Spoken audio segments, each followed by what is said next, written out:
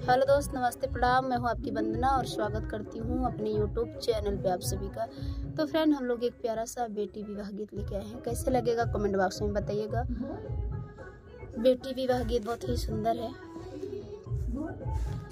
ऊंची ऊंची बखरी उठाया मोरे बाबा, खिड़की कटाया चारो रजी, से ही चढ़ी बैठला लाला रे सुगनावा, बोरावा जाई श्री राम जी, से ही चढ़ी बैठले लाला सुगनावा, भोरावाई भजाई श्री राम जी।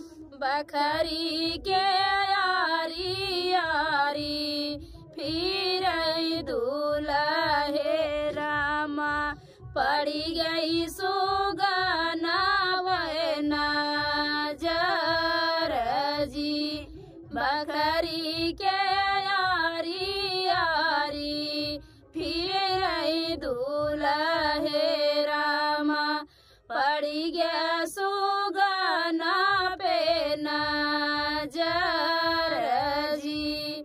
यही सुगनमा ससुरु दया मेले बई, तब बियाह बेटी तो हर जी। यही सुगनवा ससुरु दया मेले बई, तब बियाह बेटी तो हर जी।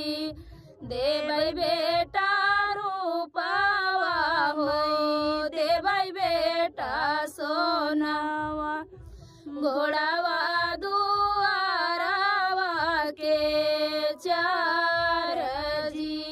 देवै बेटा रूपावा हो, देवै बेटा सोनावा, घोड़ावा दुआरावा के चार जी।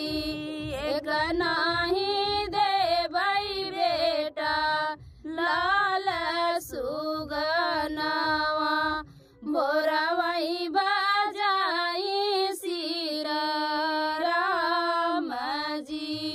एक नाही देवै बेटा लाल सुगनावा, भोरावाई बजाई श्री राम जी। भीतरा से निसरेनी बेटी के भैया, नैना ललिता होई जाई जी। सोना सोना सुगरायापन बहिनी जबिया है, सुगना के कवानबी, सुगना के कवानाई मोल जी। सोना ऐसा अपना बहिनी जबिया है, सुगना के कवानाई मोल जी। तो फ्रेंड, बेटी विवाह गीत आप लोग को कैसे लगा कमेंट बॉक्स में बताइएगा। फिर मिलते किसी नए गाने के साथ, तब तक के लिए बाय बाय दोस्तों।